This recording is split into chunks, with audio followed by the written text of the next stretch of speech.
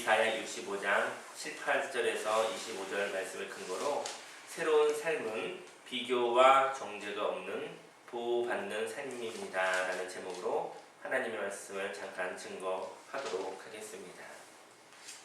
너희는 내가 창조하는 것으로 말미암아 영원히 기뻐하며 즐거워할지니라.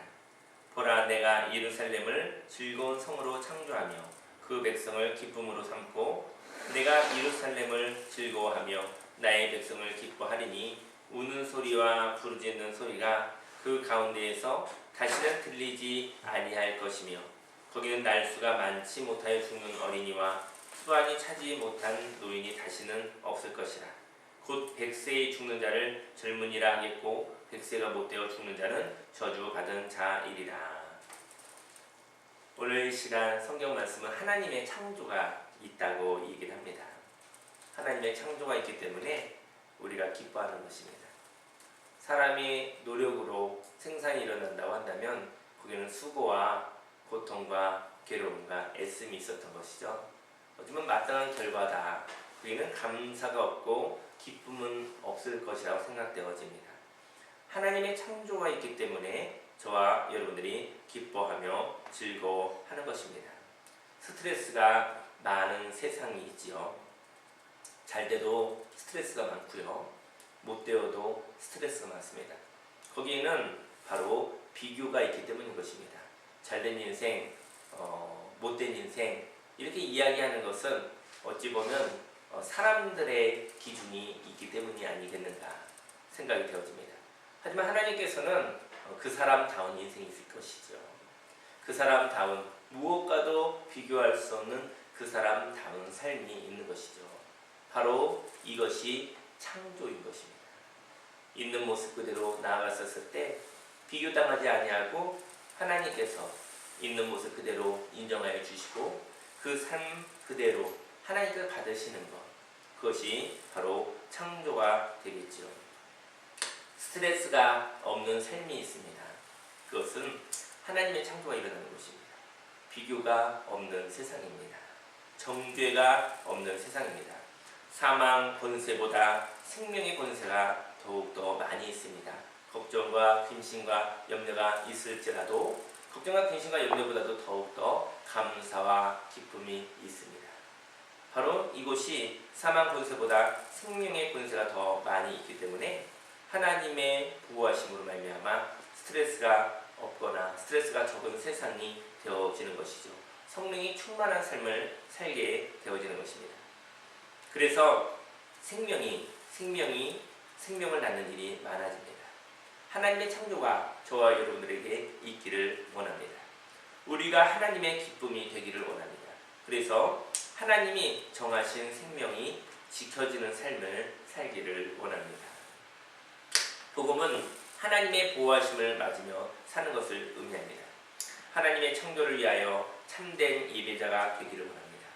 하나님과의 교통이 있으면 그 기쁨으로 말미암아 아픔과 슬픔의 소리는 오래 가지 않을 것입니다. 그런즉 누구든지 그리스도 안에 있으면 새로운 피조물이라. 이전 것은 지나갔으니 보라 새 것이 되었도다. 하나님의 창조가 있다면 그리스도 안에 있다고 한다면 저희 여러분은 날마다 새롭게 창조되어지는 사람들인 것입니다. 과거의 삶의 어려움과 피곤함이 저와 여러분의 하나님을 향한 하나님께서 저와 여러분을 향한 그 창조가 막아지는 제한되어지는 일들이 없기를 예수님의 이름으로 축원합니다. 생명의 삶을 살기를 원합니다. 고통으로 긴 생명을 사는 사람이 있습니다. 요즘은 무조건 오래 살게 해주십시오 이런 기도는 안 하는 것 같아요. 무조건 오래 살게 해주십시오. 그랬다가 괴롭게 오래 살면 힘들잖아요. 그래서 고통으로 긴 생명을 사는 사람들도 있죠.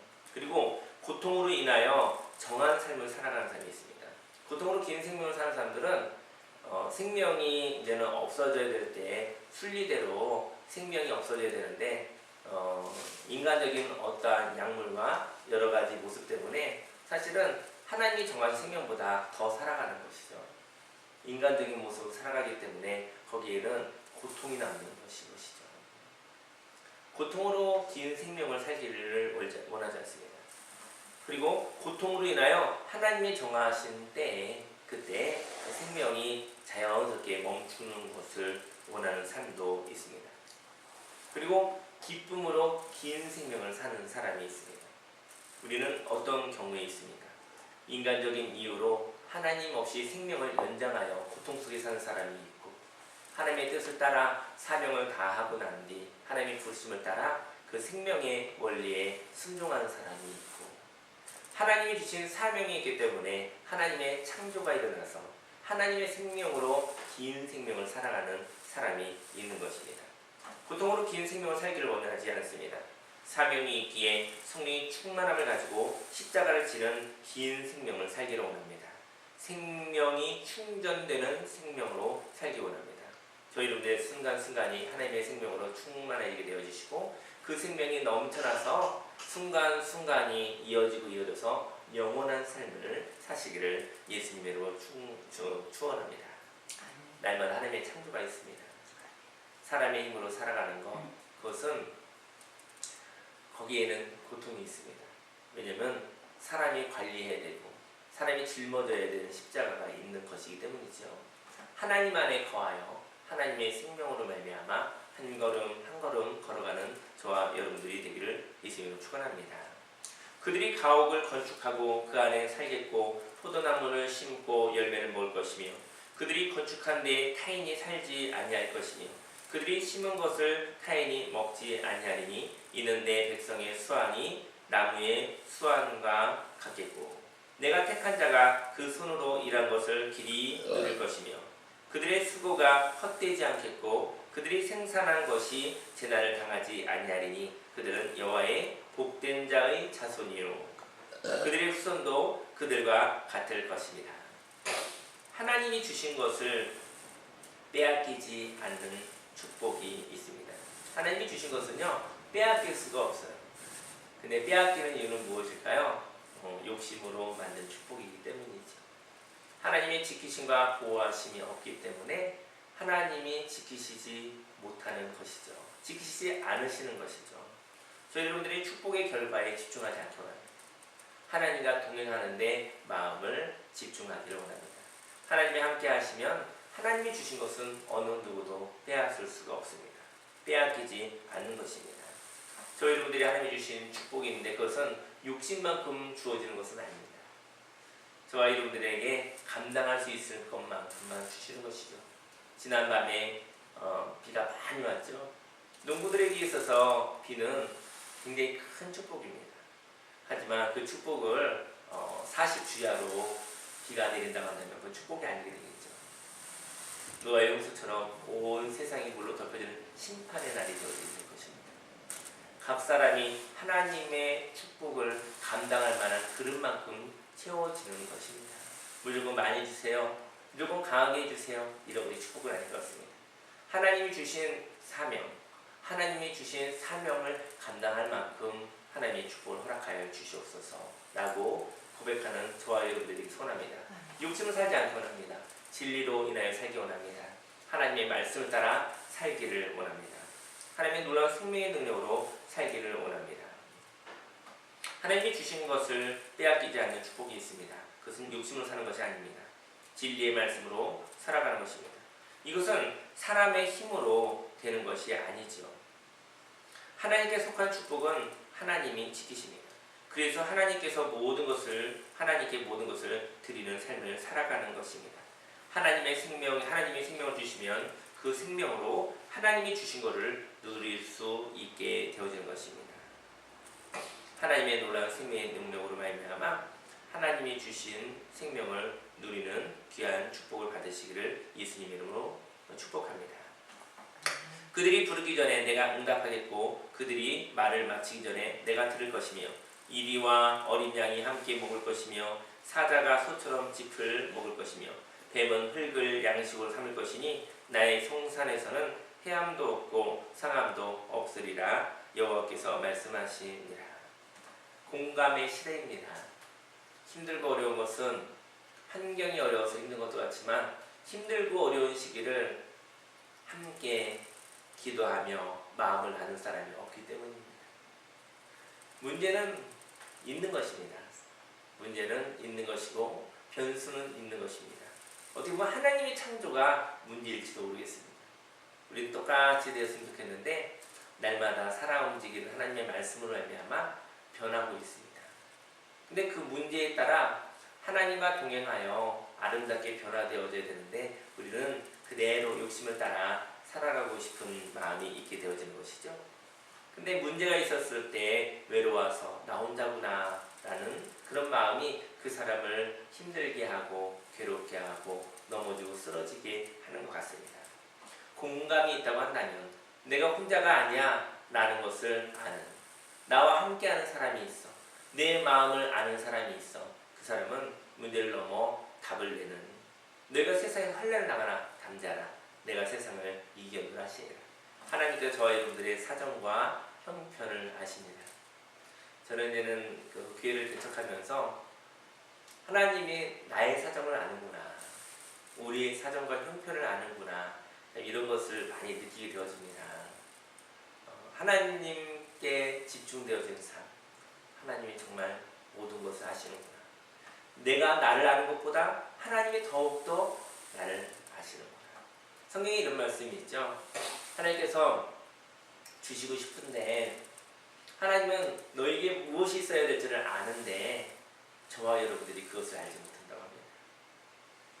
하나님이 주시고 싶은데 근데 저와 여러분들이 무엇이 나에게 있어야 되는지를 알지 못하니까 하나님이 주셔도요 우리가 원망할 때가 있어요. 제가 최근에 그 손이 잠깐 다쳤던 적이 있었지 않았습니까? 그래서 운전을 하지 못했었던 적이 있었죠. 그래서 건강을 주셨어요. 사실은 열심히 돌아다녀야 되는데 열심히 돌아다니고 열심히 사역해야 되는데 운전할 수 없으니 어떻게 보면 그 순간만 봤을 때는 어떻게 보면 하나님을 향하여 왜 이렇게 이런 일이 사고가 생겼습니까? 라고 이야기할 수도 있겠지요. 그런데 잠깐의 불편함이지만 저희 건강이 좋아졌어요. 그래서 걸어다니고 이렇게 되어지고 운동도 하면서 많이 좋아졌거든요. 근데 이제 그 다음에 이렇게 손이 나고 운전을 하게 되어서 운전을 열심히 했더니 건강이 다시 안 좋아졌더라고요. 저와 여러분들에게 있어서 하나님이 주시고 싶은 것은 무엇입니까? 그것은 영혼의 평강입니다.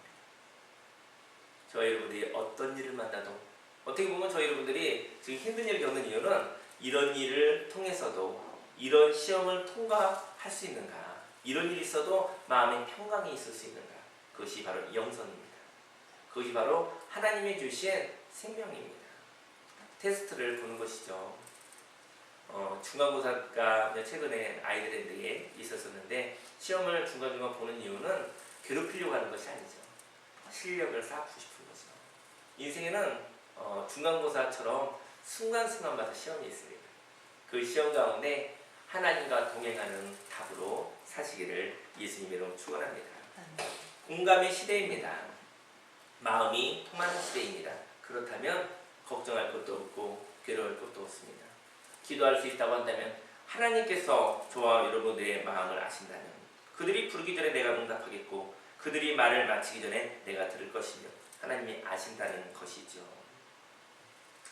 바로 이때 마음에 진리와 은혜가 가득합니다.